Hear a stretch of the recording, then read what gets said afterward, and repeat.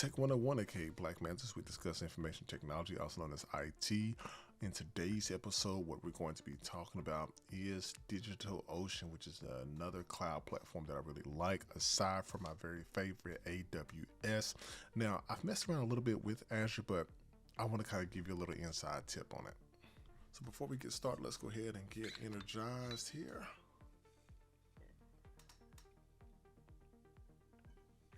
All right. So with DigitalOcean, one of the things that I really like about DigitalOcean is just how simple that DigitalOcean is in terms of how much that it costs, as far as the different credits that you can get on there.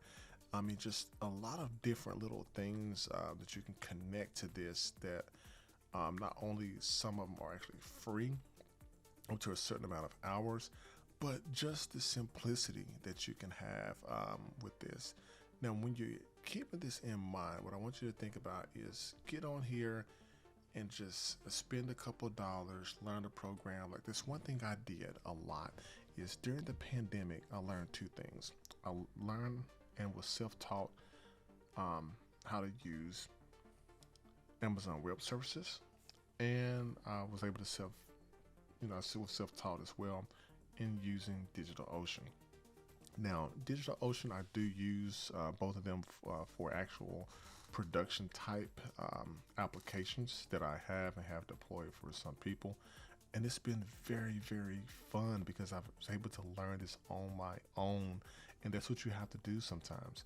But I'm going to take you through how easy it is to create a droplet on DigitalOcean. So as you're looking there at the screen, you'll notice you have this big create button that's at the top. So one of the first things you want to make sure you do is when you create a project, you got to create a project that's going to be absolutely free. You can name that whatever you want, and it also has a lot of different applications that you can use.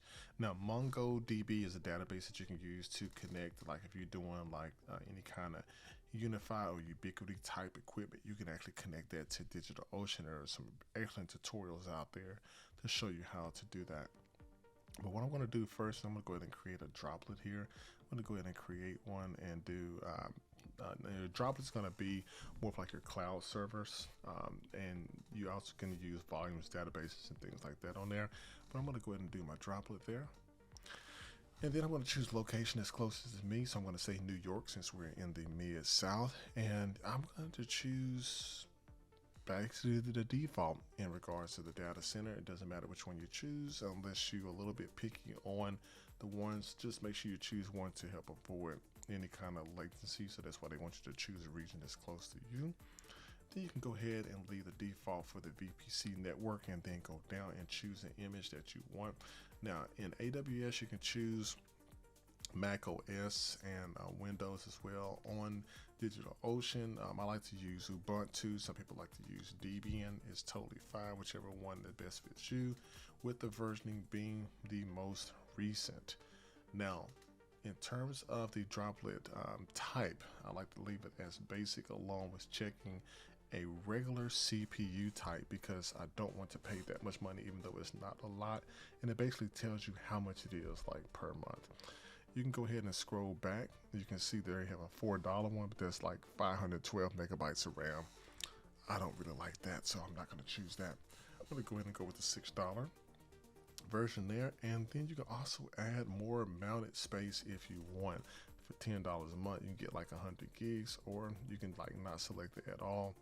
And that's what I'm going to do. I'm not going to select any one of them at all because I just don't want any additional storage due to the tutorial purposes that we're doing here.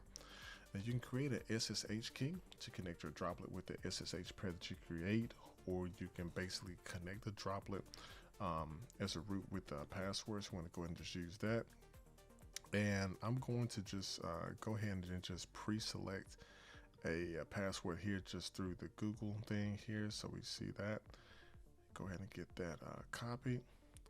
And that meets all the password requirements there. So we should be good.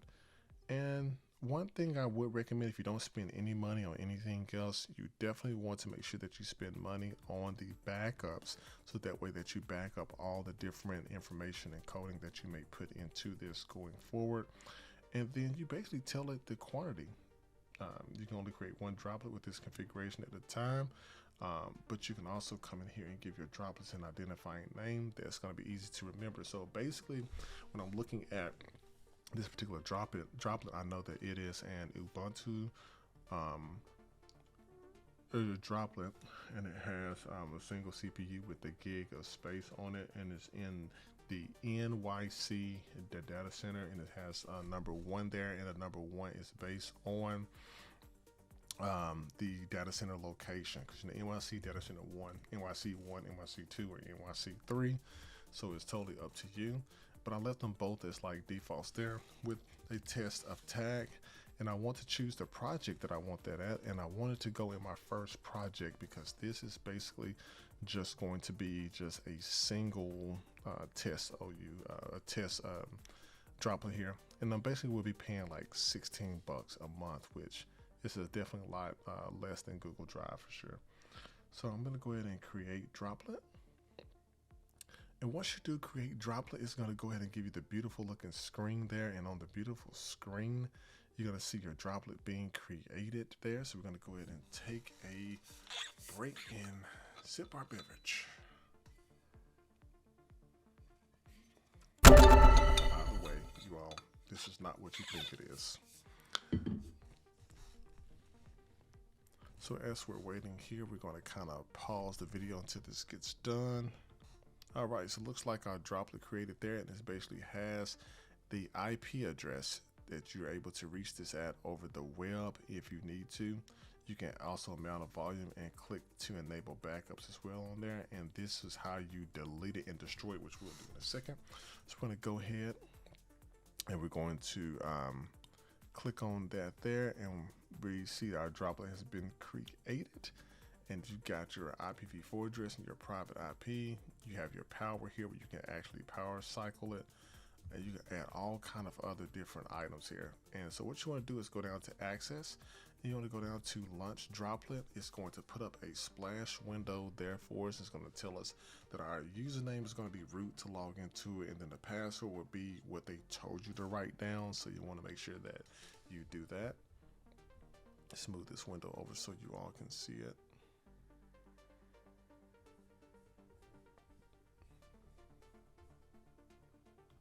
All right, so we see that we got our droplet created here, so we are like logged in there, and you can see all the different parts of the droplet that we have. Got the address in there, got the amount of memory processors being used and everything.